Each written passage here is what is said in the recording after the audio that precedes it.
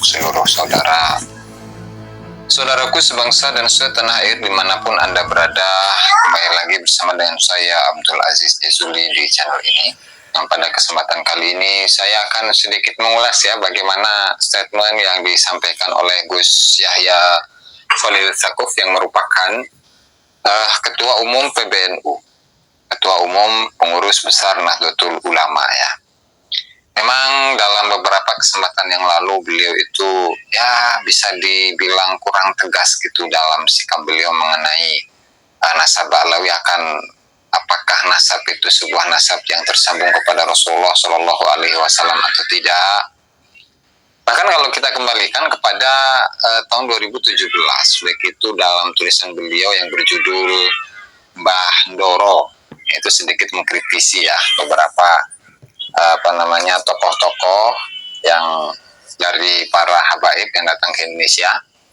Kemudian juga hal itu disampaikan juga di dalam video beliau ya, dan itu pada tahun 2017, masih tahun yang sama. Dan ternyata pada awal-awal polemik nasab Ba'lawi juga beliau juga mengeluarkan statement mengenai hal ini. Kemudian diulangi lagi beberapa kali. Nah, kemudian yang terakhir kemarin itu adalah bagaimana menjelaskan perbedaan antara apa itu Ahlul Bait, apa itu dzurriyyah Nabi, apa itu itrah Nabi Shallallahu Alaihi Wasallam. Kemudian juga ada mengenai Ahlul Bait, dzurriyyah dan seterusnya. Yang itu beliau kutip dari almarhum al-mukarram al-muhtaram Hadratus Syekh Kiai Haji Maimun Zubair ya. Dan ini saya tidak tahu ini video ini kapan, tapi kelihatannya itu adalah satu acara tentang diskusi atau mungkin bahas masail ya, atau apalah yang di situ disebutkan beberapa nama yang diantaranya itu Kiai Haji Afifuddin Muhajir, di mana Gus Yahya ini menyebut bahwa nasab Ba'lawi itu adalah nasab yang tidak jelas statusnya, dengan menyamakannya dengan anak nasabnya anak dalam tanda kutip ya. Itulah nanti yang bisa kita simak secara langsung bagaimana statement yang disampaikan oleh Gus Yahya Khalil Stakuf dalam video yang akan kita putarkan ini. Silahkan. Ada seorang ibu yang menuntut nafkah dari seorang bapak untuk anaknya dengan klaim bahwa ini adalah anak si bapak itu, walaupun tidak ada bukti pernikahan yang sah ya. Itu pun sebetulnya ya kita tidak tahu apakah tidak ada bukti pernikahan itu berarti tidak menikah sah atau menikah sah tapi nggak dicatat, itu kan kita nggak tahu. Ini kira-kira sama dengan nasab Ba'lawi itulah kira-kira. Itu kira-kira seperti nasab Ba'lawi itulah ya. Kita ulangi lagi ya. Asal tapi nggak dicatat itu kan kita nggak tahu. Ini kira-kira sama dengan nasab Ba'lawi itulah kira-kira. Yang itu sudah koitanya kemarin sudah ditekankan oleh Kiai Afifuddin Muhajir sebetulnya itu ada mulmujizat layak dulu atau layakun dalilan ala adabil wujud gitu. Ini tidak ada bukti pernikahan yang sah ya, tidak tahu menikah apa enggak kita tidak tahu, tapi bukti syaratnya kan tidak ada. Lalu jadi di sini sudah ditegaskan oleh beliau ya, Gus Yahya Khalil Stakuf, bahwa saya memang catatannya memang nggak punya. Kemudian juga dengan menyitir salah satu statement dari Kiai Haji Afifuddin Muhajir bahwasanya adamul wujdan la yakunu dalilan ala adamil wujud kan gitu, atau dalam redaksi yang lain, narasi yang lain seperti yang sering kali saya bacakan, bahwasanya adamul wujdan la ya'nil adam. Adamul wujdan la ya'nil adam, tidak ditemukan bukan berarti tidak ada. Namun seperti yang sudah saya uraikan ya dalam beberapa kesempatan ya, bahwasanya memang kaidah ini digunakan oleh para ulama-ulama nasab, tetapi walakinnahum isyaratu lisubut al-amal bil qara'in. Satu, ada penggunaan qarinah, indikator akan kebenaran dari nasab tersebut. Kemudian ada lagi wasti'mal ruqa, ya, ada catatan-catatan. Kemudian ma'as syuhrah, bersama dengan syuhrah dan istifadah dari masa ke masa. Ya, sehingga memang pada intinya memang tidak ada catatan, apalagi ketika ditambahkan dengan adanya tes DNA gitu. Itu lebih jauh lagi gitu kan. Melihat juga peta migrasinya itu tidak pernah mendatangi kota Mekah dan kota Madinah, sehingga hal ini lebih menambah kepada keyakinan akan ketidaktersambungan nasabnya Balawi kepada Rasulullah Shallallahu Alaihi Wasallam. Itu ya. Lanjut. Dan MK menyatakan wajib dinafkahi karena walaupun tidak ada bukti pernikahan yang sah, karena terbukti bahwa ini anak biologis, maka wajib bapaknya memberikan nafkah. Nah, ini dibawa ke Basul Masail di Lombok itu, dan sebelum Basul Masail itu sudah gemregeng di antara kiai-kiai ini bahwa wah, ini keputusan MK ini tidak sesuai dengan fikih. Sudah begitu, tidak sesuai dengan fikih Islam ini. Kenapa? Karena nasab itu dasarnya adalah akad. Kalau tidak ada akad, ya tidak bisa intisab. Kalau tidak ada intisab, ya tidak ada kewajiban nafkah. Ramai begitu, sehingga kemudian diam-diam muncul semangat untuk menentang keputusan MK. Nah, ini Masya Allah, ini sebetulnya tidak terbuka. Semangat ini, rasanya kiai ini tidak terbuka, tapi sudah cukup untuk membuat abahnya Gus Gofur begitu khawatir, sehingga beliau memerlukan untuk datang sendiri ke Lombok dan menunggu Basul Masail di Lombok itu, supaya tidak ada artikulasi yang menentang, yang kemudian bisa ditafsirkan menentang, apalagi melawan pemerintah. Karena khawatirnya begitu, ini mau jadi semangatnya itu men-challenge keputusan MK, bahwa keputusan MK ini tidak Islami, kira-kira begitulah kira-kira.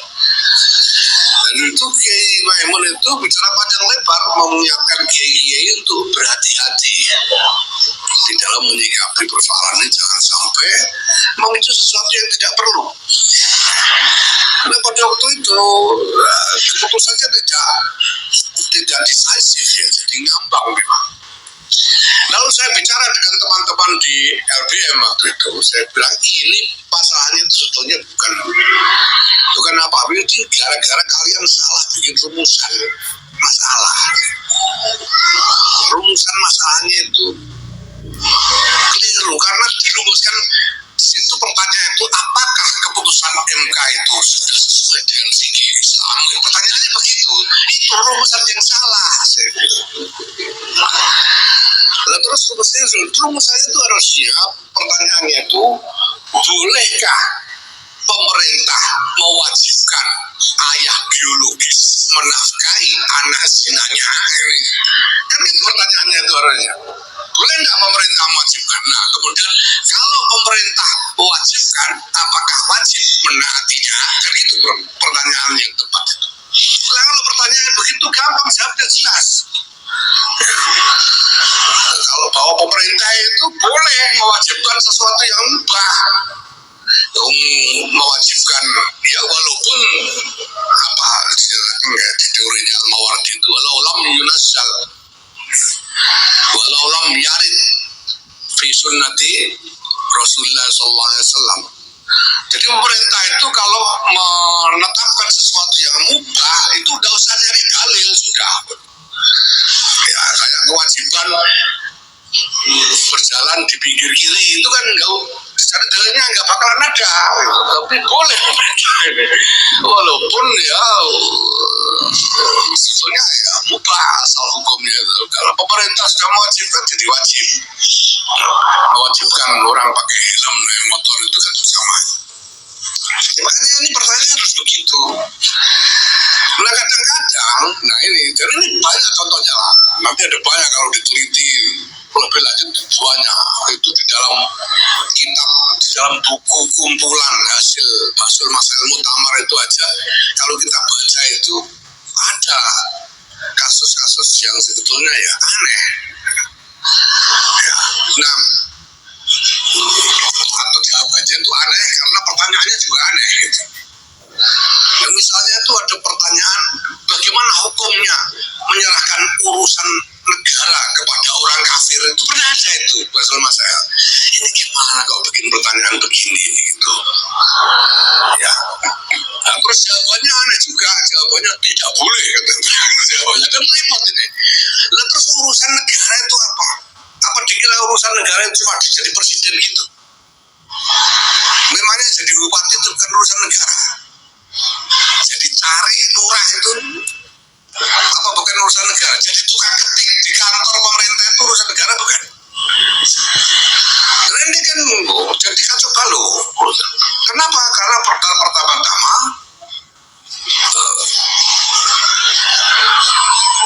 menurut saya mindsetnya, ya, mindset cara berpikirnya itu masih mindset lama.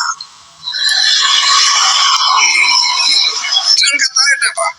Dengan kata lain bahwa realitas konstruksi sosial politik yang kita miliki sekarang, negara bangsa, negara kesatuan Republik Indonesia berdasarkan Pancasila dan Undang-Undang Dasar 45 itu belum masuk di kepala para orang-orang yang mengaku wah itu.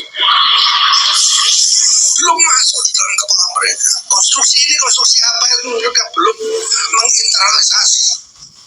Sehingga ketika mereka ketemu dengan soal-soal begini, mindset mereka itu masih mindset zaman Turki Utsmani. Ini masalah besar buat kita.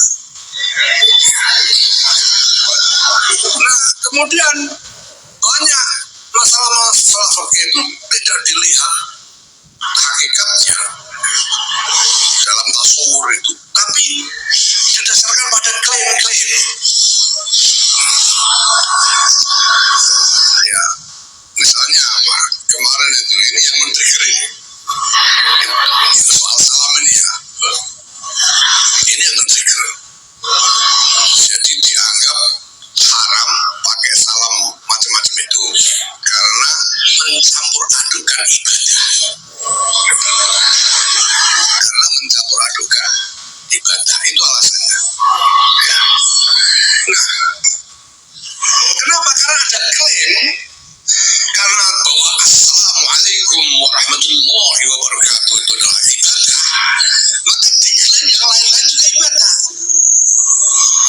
Padahal tidak ada ibadah itu. Tanya kepada teman-teman Kristen, apakah salam sejahtera itu masuk dalam liturgi? Enggak. Tidak ada liturgi itu. Salam. Tanya teman-teman Katolik, apa salam itu masuk liturgi? Paus itu tidak pernah. Bukan pidato pakai salam itu tidak pernah. Ya, barangkali itu ya sahabat-sahabat yang bisa saya sampaikan dalam kesempatan kali ini. Yang pada intinya adalah siapa Gus Yahya Khalil Stakuf yang merupakan Ketua Umum PBNU Pengurus Besar Nahdlatul Ulama menegaskan bahwasannya status nasab Pak Alawi itu tidak jelas ya. Sebagaimana tidak jelasnya status nasab dari anak dalam tanda kutip anak zina gitu ya. Nasabnya. Yang tadi sudah kita simak bersama-sama bagaimana statement beliau itu ya. Dan juga di statement yang ketika beliau itu menyampaikan perbedaan antara Ahlul Bait Nabi, Zuriyah Nabi, kemudian Ahlul Baitin Nabi, kemudian Aitratin Nabi.